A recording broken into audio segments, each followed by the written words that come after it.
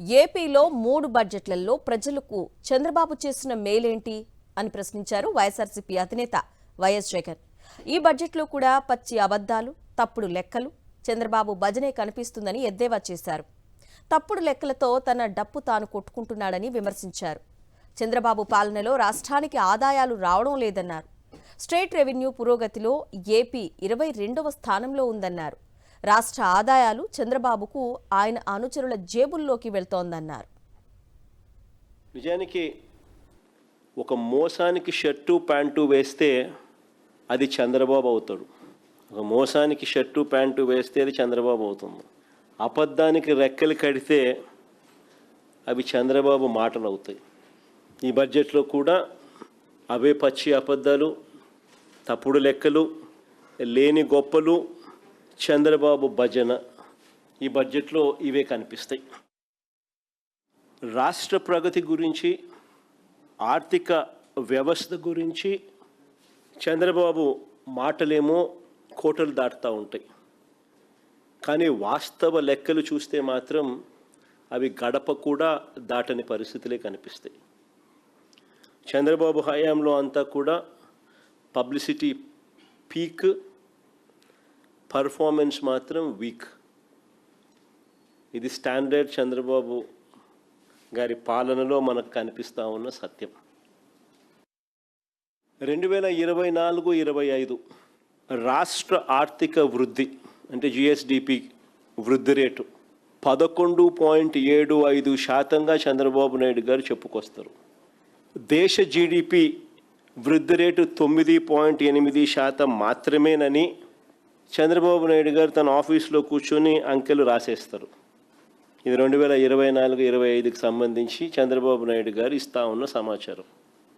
Similarly అంతేకాదు 2025-26కు సంబంధించి రాష్ట్రంలో జిఎస్డిపి గ్రోత్ రేటు 10.75% గ్రోత్గా గొప్పలు చెప్పుకుంటారు.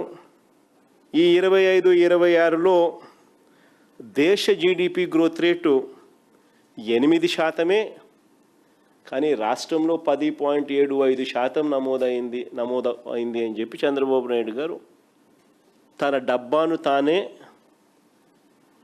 మోయించడం మొదలు పెడతాడు. ఫ్యాబ్రికేటెడ్ నెంబర్స్తో తన డప్పు తానే కొట్టుకోవడం మనకంతా కూడా కనిపిస్తూ ఉంది. నేను ఒకటే అడుగుతా ఉన్నా, జీడిపిలో అంటే రాష్ట్ర వృద్ధి రేటు అని అంటే రాష్ట్రం పురోగతిలో ఉందని దాని అర్థం. Primary sector, secondary sector, tertiary sector అన్నీ కూడా పురోగతి సాధిస్తున్నాయి అనేది దాని అర్థం. అంటే వ్యవసాయము, మ్యానుఫ్యాక్చరింగు, సర్వీసెస్ సెక్టరు అన్ని సెక్టర్సు వేగంగా పరిగెత్తా ఉన్నాయని దాని అర్థం. మరి చంద్రబాబు చెప్పిన ఈ లెక్కలే నిజమైతే, జిఎస్డిపిలో ఈ మేరకు గ్రోత్ రేటు నిజంగానే కనిపిస్తూ ఉంటే దట్ షుడ్ ట్రాన్స్లేట్ ఇంటూ ప్రజల తలసరి ఆదాయం కూడా ఇదే రీతిలో నిజంగా పెరిగి ఉండాలి కదా. దట్ షుడ్ ట్రాన్స్లేట్ ఇంటూ ప్రజల తలసరి ఆదాయం కూడా ఇదే రీతిలో నిజంగానే పెరిగి ఉండాలి కదా. ఆ తలసరి ఆదాయం నిజంగానే ప్రజలకు ఆదాయాలు నిజంగానే పెరిగి ఉంటే తద్వారా వాళ్ళ కొనుగోలు శక్తి కూడా పెరగాలి కదా. సో కొనుగోళ్ళు కూడా పెరగాలి కదా. తద్వారా ప్రభుత్వానికి వచ్చే ఆదాయాలు అంటే ట్యాక్స్ రెవెన్యూస్ కూడా పెరిగి ఉండాలి కదా. అంతా కనెక్టెడే కదా. కానీ అది జరిగిందా? ఇది వాస్తవమేనా? ఇంకా ఆశ్చర్యం ఏమిటో తెలుసా? స్కాగ్ అంటే CAG, comptroller and audit general, వాళ్ళు డేటాను ఈ మధ్యకాలంలోనే అప్లోడ్ చేసినారు. చంద్రబాబు నాయుడు గారి పరిపాలనలో ఉన్న మన రాష్ట్రం పరిస్థితి ఏమిటి అని అంటే చివరి నుంచి 2వ స్థానం. అంటే రాష్ట్రానికి సంబంధించిన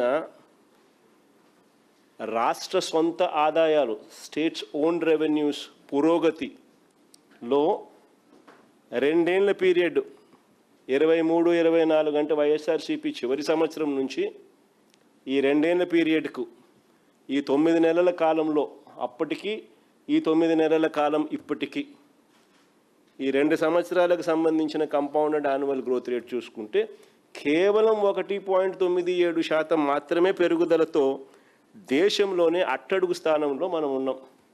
చంద్రబాబు నాయుడు గారి అసమర్థత, ఆర్థిక నిర్వహణకు ఇది సాక్ష్యం కాదా అని అడుగుతా ఉన్నా. మరి సొంత ఆదాయాల విషయంలో రాష్ట్రాలతో పోల్చిన లేదా కేంద్ర ప్రభుత్వానికి సంబంధించిన ఆదాయాలు చూస్తే 9.64% పురోగతి.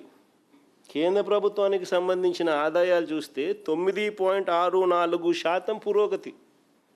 వెరస్ మన రాష్ట్ర పురోగతి 1.97%.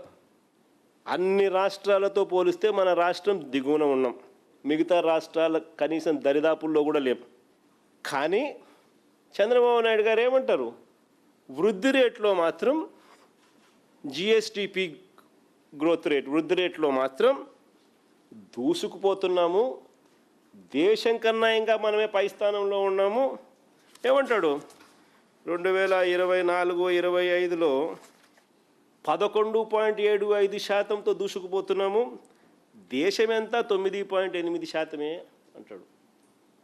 మళ్ళా ఏమంటాడు? 2025-26లో రాష్ట్రం 10.75%తో దూసుకొని పోతున్నాం, దేశం ఎంత కేవలం 8%తోనే ఉంది అని అంటున్నాం. మనం 1.99% ఈయన నమోదు చేస్తూ ఉంటే ఏ రకంగా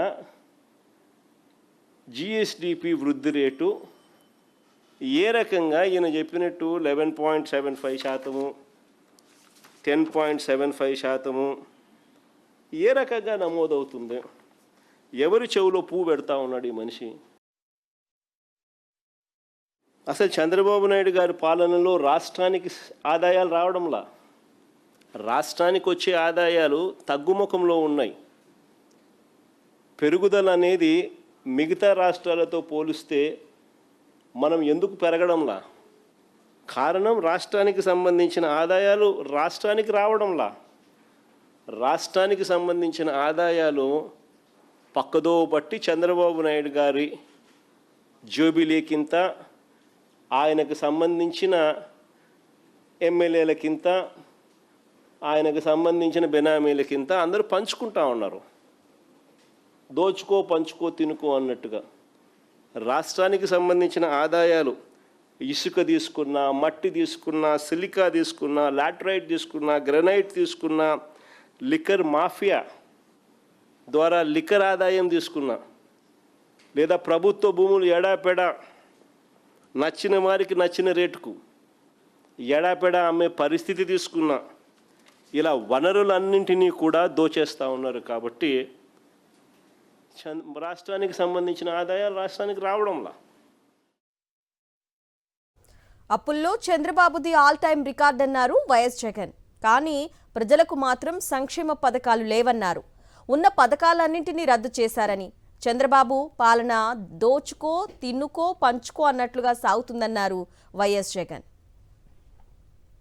తాను సీనియర్నని, సంపద సృష్టిస్తానని, అప్పుల మీద ఆధారపడే పరిస్థితి రాకుండా చేస్తానని కబుర్లు చెప్పాడు.